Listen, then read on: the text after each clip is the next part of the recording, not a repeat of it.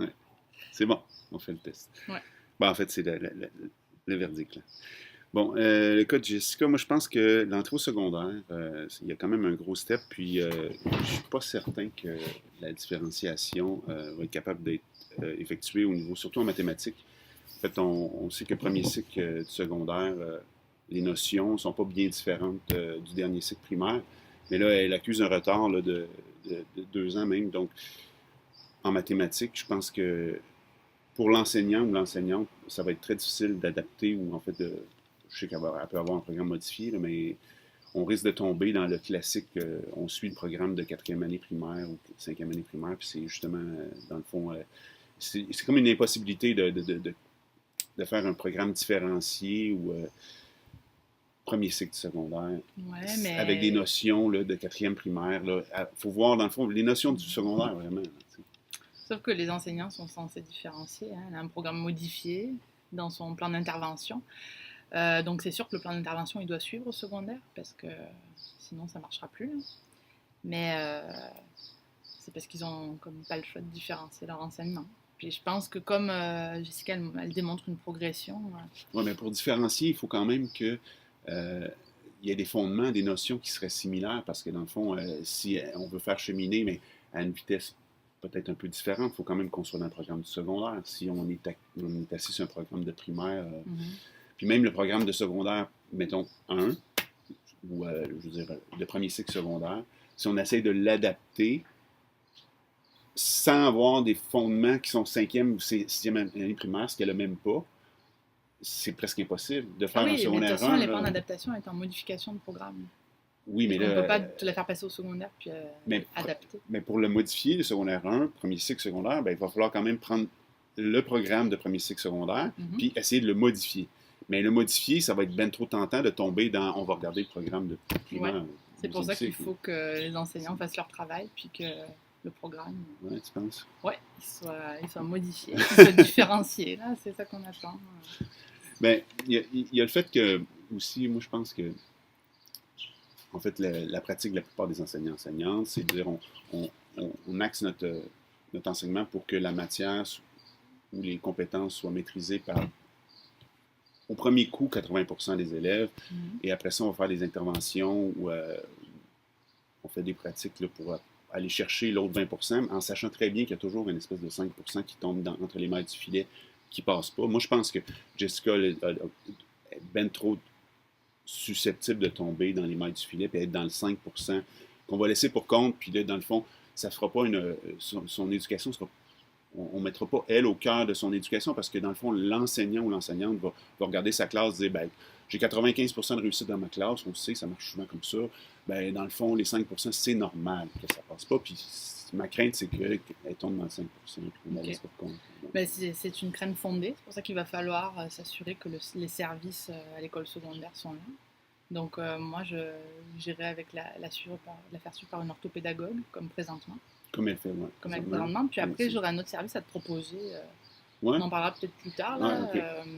Mais c'est sûr qu'il ne va pas falloir la laisser arriver toute seule comme ça, sans ressources, sinon c'est sûr que ça ne marchera pas. Ouais, c'est sûr Faut que ça prend. faut que ce qu'elle avait déjà, ben, ça continue au secondaire, quitte à Ben, elle demander. les aura, c'est certain, en classe spécialisée. Mais Oui, c'est ben, sûr c'est que là, ça. on va voir ce qu'il y a en Mais il ne classe faut pas oublier ordinaire. Là. qu'elle continue à progresser, que son comportement s'est amélioré au fil du temps. Là. Il n'y a pas aucun prof qui a atteint sa contrainte excessive. Moi, je vois pas trop le but de, parce qu'elle change, finalement qu'elle passe au secondaire, décider que oh, ben là, elle va aller en classe C'est certain, et là, on d'adaptation. présume des choses, mais le danger, c'est juste que là, dans le fond, la progression se met à décliner gigantesquement, puis peut-être même qu'il Ouais. cesse complètement. Puis là, en fait, c'est pour prévenir ça là, que la classe. Ben, je comprends, mais ne pas prendre de risques, parce que tu as l'air de dire c'est la prévention, mais moi je suis pas d'accord. Je pense que on pourrait se rencontrer peut-être à un moment donné, en début d'année, là, Ouais, pour évaluer si elle continue à progresser. Moi non plus, je veux pas lui faire frapper un mur, mais je veux que si elle s'améliore, ben, qu'elle continue à s'améliorer. Peut-être qu'on est dans une pente ascendante. ouais, mais là, la classe ordinaire, ça va aussi, dans le fond, peut-être lui faire euh, des progressions dans un apprentissage, oui, certes, mais inutile peut-être, parce que ses ambitions, c'est de devenir, de travailler en garderie. Donc, à quoi bon l'orienter vers des choses qui sont peut-être inaccessible. Dans le fond, on mettra des attentes probablement trop hautes et qu'elle ne réussisse pas à les atteindre, ça va être Ben, plate, ça va être une perte de temps dans sa vie, si on veut tout ça. Là. ouais, là, c'est beaucoup présumer de son avenir, prendre une grosse décision parce qu'on sait qu'une fois qu'elle va dans une classe d'adaptation, elle ne reviendra pas en classe ordinaire, on va dire. Là. Donc, c'est une grosse décision. Elle démontre quand même... Comme on sait qu'elle ne reviendra pas. Là. C'est sûr que, au moins, si elle allait en classe spécialisée, gagner, dans le fond, son estime d'elle-même parce qu'elle réussirait dans ses ambitions actuelles, peut-être qu'après ça, ça va lui donner des outils, du moins sa force. C'est sa mère qui dit qu'elle a des problèmes d'estime d'elle-même. Je Oui, pense qu'elle, elle a commencé à faire du sport, du théâtre. On voit que physiquement, elle a changé. Je pense qu'elle est en train de gagner de l'estime d'elle-même. Elle a l'air assez autodéterminée. Oui, mais peut-être que ça va, dans le fond, elle est en classe spécialisée, t'imagines, là, d'avoir, là, du coup, on sait qu'elle commence à faire du sport et justement, peut-être qu'elle va se retrouver dans les meilleurs de la classe spécialisée. Ça va ça va éviter qu'on la marginalise. On s'entend que les meilleurs des pires, c'est quand même pas des meilleurs. N'importe quel enfant. Des fois. Les enfants, ils ne sont pas nécessairement fiers d'être en classe d'adaptation, Philippe. Ça reste à voir. Il y en a que oui. Parce que là, dans le fond, il y a un attachement à ce groupe-là. Du coup, c'est des gens, la nature humaine, c'est se regrouper avec des gens qui nous ressemblent, dans le fond. Oui, ok. Mais c'est vrai que je pense pas que les enfants de classe d'adaptation se ressemblent tous, loin de là. Mais on pourrait lui poser la question à Jessica, qu'est-ce qu'elle veut faire sans la présence de sa mère, qui a l'air d'opter pour la classe d'adaptation parce qu'elle-même l'a fait. Ce qui ne me semble pas un argument. Il faudrait lui demander, mais c'est sûr que si on écoute, il faut écouter aussi les désirs de sa mère, parce que là, on va monter sa mère contre elle, ou du moins, elle est déjà montée peut-être contre nous, si jamais on orientait pour la classe ordinaire, mais on ne veut pas ça, il faut travailler de pair, puis là, si on veut se mettre la mère le plus possible de notre bord, là, dans le fond, il va falloir la rassurer, l'écouter, puis la rassurer, parce qu'on va lui proposer quelque chose qui va lui convenir, c'est sûr. Là. Moi, je pense qu'on va garder les mêmes services, puis rajouter... un service de soutien psychologique, donc peut-être les services d'une psychologue. Oui, mais là, les mêmes services, il va falloir se croiser les doigts pour être sûr que ça ne soit pas pire, en fait. Au niveau secondaire, en classe ordinaire, on peut s'attendre que ce soit un service flottant un petit peu avec plus... Avec des coupures budgétaires. Forcément, soit égal ou moindre à ce qu'elle avait. Et puis là, on va se dire qu'elle va progresser. Il va falloir qu'elle progresse autant, sinon plus, parce que sinon, ça aurait été un mauvais choix, là, je pense, mais... Je suis tout à fait d'accord, mais pour l'instant, compte tenu qu'elle continue à progresser, je pense qu'on peut y aller en se questionnant sur les services qui sont actuellement en place au secondaire, là, voir si elle peut garder les mêmes, s'assurer que son plan d'intervention est bien disponible au secondaire et éventuellement rajouter les services d'une psychologue pour voir si le travail sur l'estime d'elle-même, ça va bien, parce qu'il ne faut pas la laisser comme ça. Mais c'est ça, justement, potentiellement sa faiblesse, c'est sa mère qui nous dit ça, qu'elle manque d'estime, mais du coup, mettons en classe spécialisée, elle va avoir probablement aussi d'autres de ses collègues qui vont avoir peut-être les mêmes ambitions qu'elle, vont avoir les mêmes goûts qu'elle, et t'imagines comment ça peut... ça, je ne suis pas tout à fait d'accord avec ça pour les mêmes goûts qu'elle. Ben, c'est sûr que tu n'auras pas en classe spéciale, peut-être que oui, là, mais je veux dire... quelqu'un qui veut devenir docteur, là, tu sais, je veux dire... Ouais, mais là, on est dans les extrêmes, c'est parce qu'il y a des nuances, hein. Il y a beaucoup de nuances. Puis pour travailler en garderie, c'est sûr, ça prend minimalement un secondaire 3 si elle veut être préposée. Puis si elle veut avoir un certificat, c'est sûr, c'est un secondaire 5. Enfin, oui, mais là, c'est du coup, si on va en classe spéciale, on va éviter qu'elle aille faire peut-être des champs disciplinaires inutiles, anglais, sciences, des trucs comme ça, puis qu'on oriente vers, elle va réussir son secondaire 3 pour aller chercher, par exemple, son AEP en garderie. Là. Donc, il y a le programme va être adapté avec son goût actuel du moment. Moi, je pense que pour valoriser, pour augmenter son estime, c'est de l'écouter. En ce moment, c'est quoi qu'elle a le goût de faire? Elle a vraiment le goût. Moi, je suis d'accord pour écouter l'élève, il n'y a aucun problème. Par contre, je ne pense pas que décider déjà de la mettre en classe d'adaptation tout de suite, à moins qu'elle le désire, vraiment. À moins qu'elle le désire vraiment. Oui, c'est sûr. Sinon, on pourrait se rencontrer pour évaluer ça à la moitié de l'année scolaire. Puis, moi, je pense que jusqu'en secondaire 3, ça serait dommage, si elle a les capacités, si elle continue à progresser, de l'enlever de la classe ordinaire, on va dire, parce que, ouais, mais, elle va peut-être atteindre ses objectifs et peut-être elle va même niveler vers le haut ses objectifs, on ne sait pas. Mais c'est sûr que les attentes vont être toujours en haut de peut-être ce qu'elle va réussir à faire. Parce que là, dans le fond, classe ordinaire, pour une élève qui a des retards, dans le fond, forcément, Ben, si on a un ou une prof qui différencie bien, il va avoir des attentes suffisamment élevées, peut-être pas trop, mais là, on présume qu'il y aura une très bonne différenciation. Ce qu'on connaît dans le fond du milieu secondaire, c'est que la différenciation est peut-être un peu plus difficile. C'est justement pourquoi l'intégration est moins présente. Je pense que là, on présume du bien fondé de bien des intervenants, c'est-à-dire un ou une enseignante au première secondaire qui va être capable de différencier suffisamment.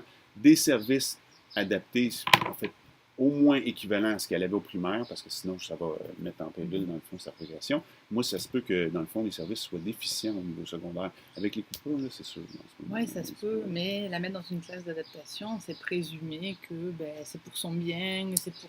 Ouais, mais là, regarde, on a Elle va essayé garder ça ses déjà. amis, là, Ça semble avoir été testé à fond au primaire, dans le fond, pendant tout le primaire. Ouais, puis ça va bien, elle progresse. Elle progresse, mais elle a pris quand même du retard. Oui. Donc, Mais pourquoi pas essayer la phase spéciale? Peut-être qu'elle va prendre moins de retard, elle va rattraper son retard. Mais peut-être pas. Peut-être son estime d'elle-même, elle va vraiment baisser, elle va se sentir exclue, elle va perdre ses amis. Moi, je pense que tant qu'elle progresse, on va la garder dans une classe ordinaire. Pour moi, ça sera le signal d'alarme. Mais là, il va falloir surveiller comme il faut sa progression. D'accord. C'est sûr qu'en ce moment, mais il y a aussi le fait que, dans le fond, elle répond en ce moment à l'intégration à une classe, là, je vais appeler ça l'intégration, à une classe spécialisée. Dans le fond, elle répond aux critères qu'il faut pour rentrer en classe spécialisée. C'est un service qui existe. Pourquoi ça existe? Ça existe parce qu'il y a une bonne raison. C'est probablement très efficace, cette affaire-là. Peut-être qu'il n'y a pas nécessairement de bonnes raisons pour que ça existe. Ça, c'est discutable. Là, en fait, je ne suis pas le seul à le penser. Là. Ça a été créé, ça. Là. Mais ce que je veux dire, c'est que tant qu'elle progresse, moi, je ne pense pas qu'elle réponde aux critères d'une classe d'adaptation. Il n'y a personne qui a tiré un signal d'alarme de contrainte excessive. Mais c'est en prévention. Moi, je le vois en prévention. Pour moi, la prévention, c'est pas ça. Pour pas qu'elle fasse, en fait, une dégringolade de son estime, puis dégringolade, dans le fond, de ses... Je comprends, mais le fait qu'elle ait... que cette dernière année, vraiment, elle soit prise en main, s'inscrive à des sports, elle fasse du théâtre, il y a cette envie comme ça d'apprendre, de se surpasser, Cette volonté-là, elle ne la tient pas de sa famille, je pense, comme on a pu la rencontrer. C'est sûr, voilà, c'est ça. Donc, moi, je vois pas pourquoi... Tu penses que c'est son intégration primaire qui a fait booster ça, si on veut, qui a fait...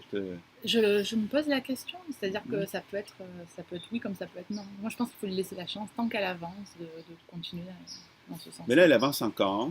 Comment on pourrait faire pour que...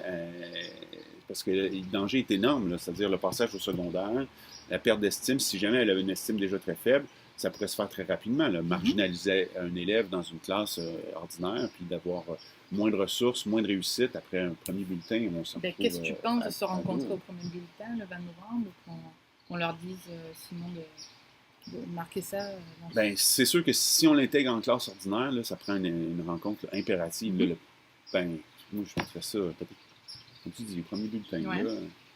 De regarder comment ça va. Avec les services, par contre, s'assurer qu'elle est l'orthopédagogue et une psychologue. Oui, la psycho, là, je pense que c'est un must parce qu'on veut évaluer, dans le fond, si elle va bien. Si ça n'a pas un impact, dans le fond, sur ses ambitions, même son estime d'elle-même. Parce que sa famille, c'est un peu... on ne comprend pas tout la situation. Le lundi, elle est absente, alors que bon, elle a de la misère quand même. Alors, pourquoi manquer une journée? Sa mère reste assez évasive sur le sujet. On voit qu'il y a comme quelque chose de particulier. Je pense qu'un soutien avec une psychologue, ça peut juste aider. Oui. Espérons que les services sont suffisants. Mais si on fixait, dans le fond, une rencontre là, obligatoire, là, puis même, il faudrait statuer peut-être avant Noël, pour savoir ça a-tu été dans le sens négatif ou pas, là, si on l'intégrait en classe ordinaire. Ouais. Parce que là, dans le fond, on va s'informer, voir si les services sont suffisants. C'est-à-dire, s'il y a les services de orthopédagogue, ça lui prend au moins peut-être l'équivalent, peut-être moins, ça peut convenir aussi, mais on ne le sait pas. Ça va être, dans le fond, de se rencontrer pour évaluer son dossier, puis d'évaluer si le programme d'intervention est adapté, si ça a fonctionné. Oui, mais je pense que cette chance-là, il ne faut pas lui enlever, parce qu'elle a un projet professionnel, elle progresse, elle va avoir ses amis dans sa classe. Elle les aurait quand même dans l'école, c'est dans la même école. Dans l'école, mais tu sais bien comment c'est considéré une classe d'adaptation.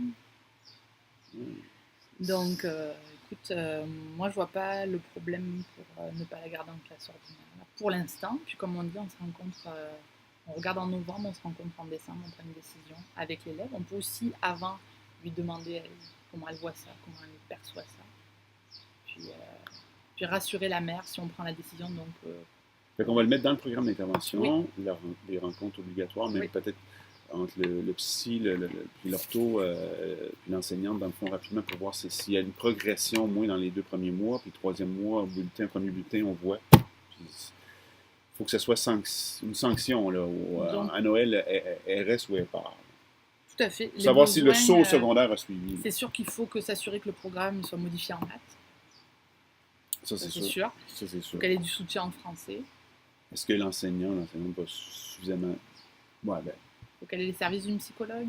Et il faut qu'elle ait la continuité en orthopédagogie. en fait, il faut qu'elle continue à progresser. Tout à fait. Mais là, si on Si regarde... elle est sur une pente descendante au niveau de sa progression, Ouais. ben, ça va risque d'affecter, dans le fond, son estime. Ah, Ah, ok. ça marche. Et c'est sûr qu'au niveau des besoins prioritaires qu'on pourrait faire là présentement, ça serait tout de suite essayer d'identifier la source des absences du lundi, parce que si elle peut plus travailler... Ben, besoin prioritaire, allons voir à l'école, voir si les services, dans le fond, pour l'an prochain, avec les Oui, coupures, c'est ils ça. vont être encore présents. L'orthopédagogue, s'il n'est pas présent, ça ne marchera pas. Et que le plan d'intervention suive aussi. Ben, ça va être à nous, là, au début d'année, C'est ça, faire le suivi. de faire le suivi, ça c'est sûr. Mais comme tu dis aussi,